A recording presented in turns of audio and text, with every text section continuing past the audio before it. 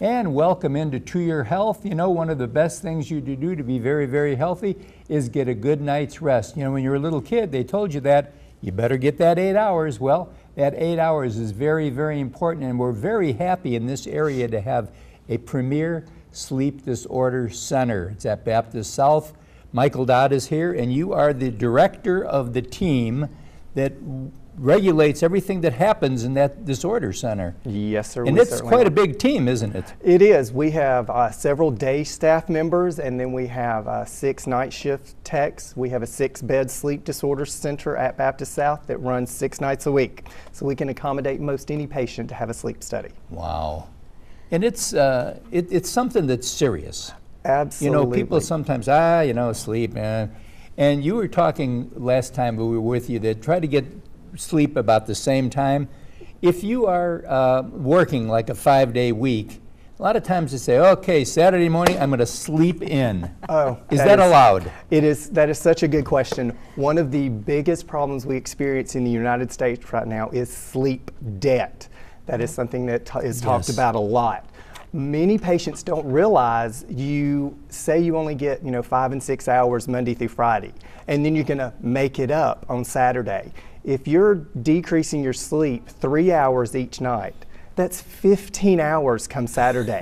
So you have to sleep your normal 8 hours plus your 15 hours to catch back up with sleep. By the time you wake up, it's time to go to bed again. Exactly right. So it is impossible to catch back up on your sleep. It's just not a realistic thing that you can do.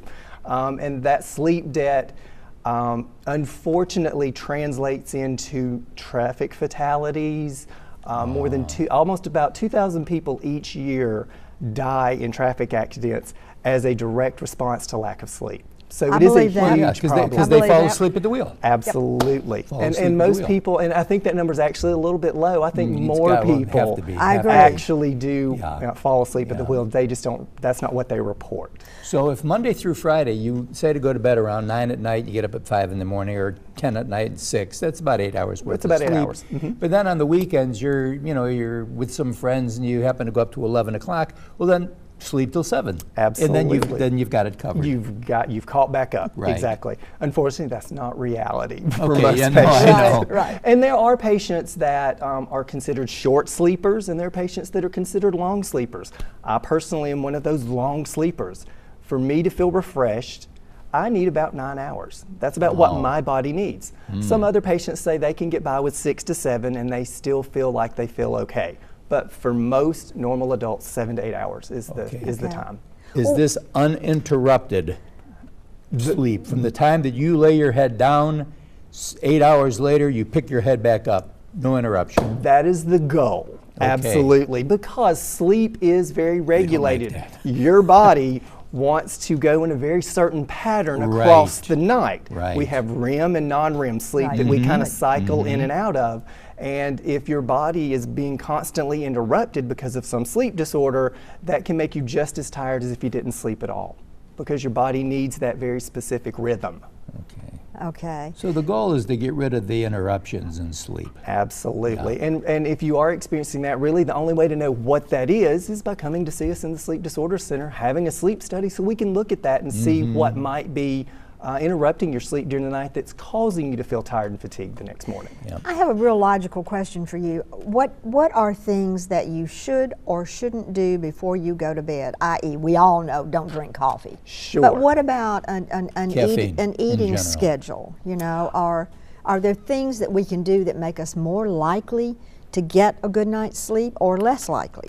There are, like I talked about before, certainly the light issue before bedtime. Certainly don't drink caffeine before bedtime. We encourage patients not to do any kind of heavy exercise about 6 hours before. Okay, that's interesting. Because when you exercise, you're increasing your core body temperature. One of the things that happens naturally in sleep is your core body temperature decreases. That's again one of the things that drives you to fall asleep, is that low core body temperature. So if you want to take a warm bath, that's great. Don't do it right before bedtime though. Give your body time to cool back down, because as the body cools, that again triggers the brain to think, okay, it's time to sleep, it's time to go to bed. So that's another really good tip. That's interesting because I've always heard just the opposite. You know, warm milk, warm bath. But You don't want, and that's good, you just don't want to do it right before bedtime. Alcohol is one of those things that people think, let me take a nice, I'll take a drink and that's going to help me sleep. Alcohol is a sedative. It is going to make you feel sleepy. Unfortunately, as alcohol metabolizes out of your body, it causes your body to wake up throughout the night. So your sleep is very fragmented. So we certainly don't encourage to self-sedate with alcohol. Okay, but if you are, let's just say you're having dinner and it's 6 o'clock and you have a glass of wine with dinner. It should be perfectly fine Then because your body's going to metabolize that. It'll metabolize. If you go to bed even at 9 or 10 o'clock, you should be fine. But You should absolutely don't fine. at 10 o'clock take that drink, then jump right in bed. Right. It's going to help you fall asleep, but unfortunately your sleep's probably going to be more fragmented than it normally would be. Well, once again, let's go back over how those of us who have problems with sleep can get in touch with you and get help. Certainly. As I said before, we have several board-certified sleep specialists. They're also boarded in other things, pulmonary, neurology, but they're board-certified in sleep. They can come in, you can see them. They'll do a sleep evaluation with you, and then if deemed necessary, they'll send you to see us. You can always give the Sleep Center a call, Baptist South Sleep Disorder Center, and we can put you in touch with one of those physicians that can get them in. Thank Great. you, Michael. You're very Thank Great. you. And we're going to give them to come back one other week. Okay? We've enjoyed it. We'll be right back right after this.